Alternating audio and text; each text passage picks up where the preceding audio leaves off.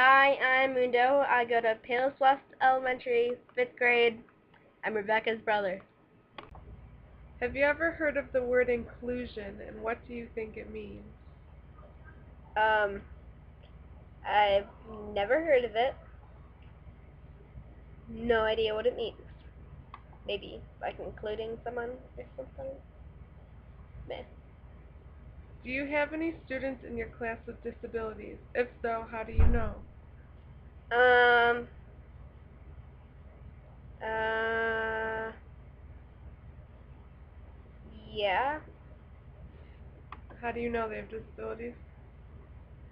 Um, well, they get obsessed about a lot of things, and if you don't let them talk, they'll just like start randomly pointing at you and screaming. So Andy is an aide too, actually. Are you friends with any students with disabilities? Uh, two kids. One of them is not in my class, so yeah. Are you ever asked by your teachers to assist students with disabilities? Not my teacher, but usually the kids' aides usually ask me to help them, like with the computer or something. Is it with things that the students can't do, or do you think they just want you to talk to them? Well, they don't really understand it on the first try, usually. I know you are in the gifted program at school. How do you feel about being pulled out of the classroom for special instruction? Do you ever feel embarrassed to be singled out? I don't really feel embarrassed because there's a ton of other kids in my class that are in the gifted program, so not really that embarrassed. Kind of like I'm proud because I'm smart and amazing. Are there any students with disabilities that get pulled out for the gifted program or other extra assistance? Uh, well, one of them goes to ALPS with me, the gifted program, and the other one goes to his, like, I don't know what you call it, like a directing teacher or someone? They're, like, directing teacher to help him with things. What do they help them with, like reading? Yeah, like reading and writing. How do you think your classmates see you as a student in the gifted program? Uh, I think they think I'm really smart because when I can't really figure out a question, they're always like, "You're an ALPS. Why don't you know this? You should already know this. You're so smart." Blah, blah, blah. Thank you. Hi, my name is Christina. I'm Rebecca's sister. I'm an 8th grader, and I go to Palos South Middle School. Okay. Have you ever heard of the term inclusion? What do you think it means? I've not heard of the term inclusion, and I think it means the act of including, maybe. I know that you are a student with a disability. What's it like in school having dyslexia?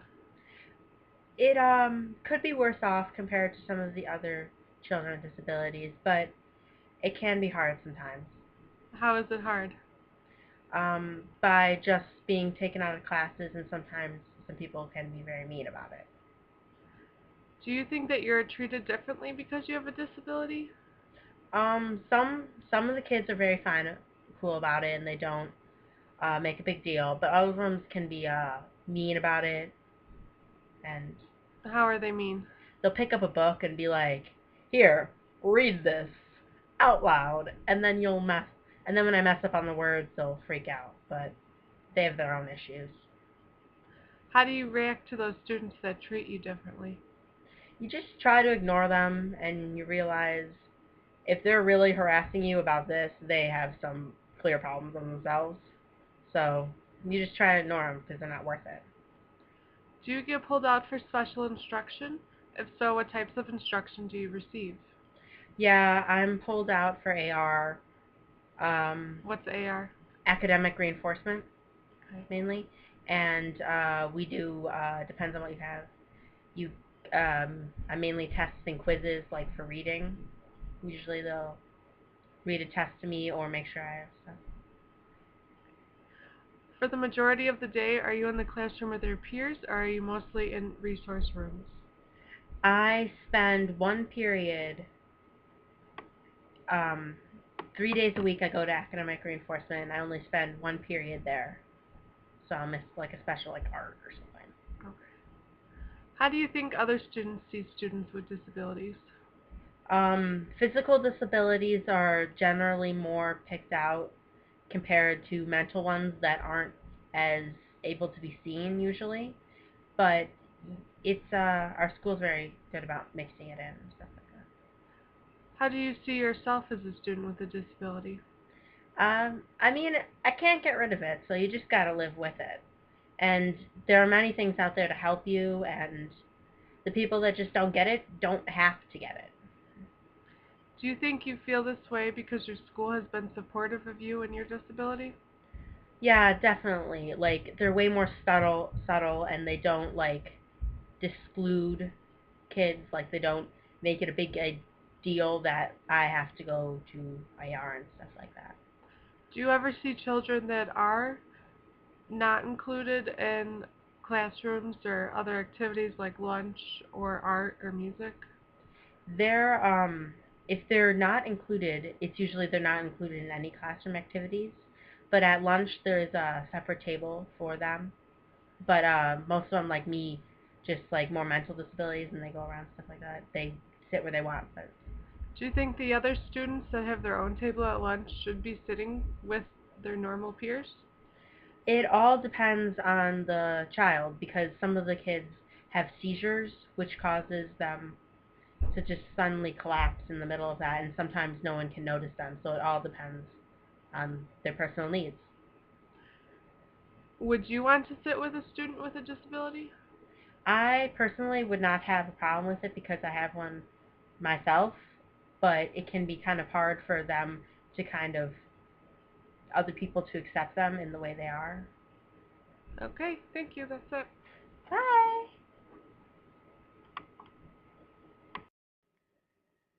First off, I'd like to read you the definition of inclusion, which is to educate each child to the maximum extent possible in the school or classroom he or she would otherwise attend. As you can see from the interviews, inclusion comes in many forms. Gifted students and students with disabilities are affected by our own perceptions of ability and disability. We must examine these perceptions in order to provide equal educational learning opportunities to all students. How can we do this? We must first start by getting to know our students. Educators and parents must know how to include all students in the general education setting to the maximum extent possible by learning how students best learn. This means finding the tools and supports necessary for both the gifted students and students with disabilities. As you saw in the interviews, my brother and sister are clearly different learners, but both learners benefit from accommodations made in and out of the classroom. We had to focus on how students can be given the same opportunities to learn regardless of their current levels of performance. Educators must break down the barriers and stigmas of all students being included and act as student advocates by fighting for their right to learn and interact with their peers in the same setting. Inclusion is an important concept that should not only be taught to educators but students as well. Students should be made aware of the fact that everyone learns differently and that's acceptable. Students must learn how to interact with students with disabilities and become a positive part of their social and educational support system. Inclusion will only work if all team members are on board. This means students, parents, teachers, administrators, and everyone in between. We often see students fall in the trap of the self-fulfilling prophecy. If a student is told they are smart or dumb enough times, the student will start to believe these statements. You can clearly see this in both my brother and sister. Like I said, my brother is in the gifted program and my sister has a learning disability. My brother's peers ridicule him if he does not know an answer because he's in the gifted program. In the interview, you can see him say he's proud to be in the gifted program because he knows he's smart. My sister also gets ridiculed, but for other reasons, being that she has a hard time reading. But she has a positive outlook and doesn't let these negativities bring her down. I believe she's able to do this because her teachers, school, and parents are all student advocates and have taught my sister to be a self-advocate for herself and her disability. Inclusion becomes more effective when students can be self-advocates. In conclusion, inclusion means different things to all people, but all people should be working towards the same goal, which is creating equal education opportunities for all learners.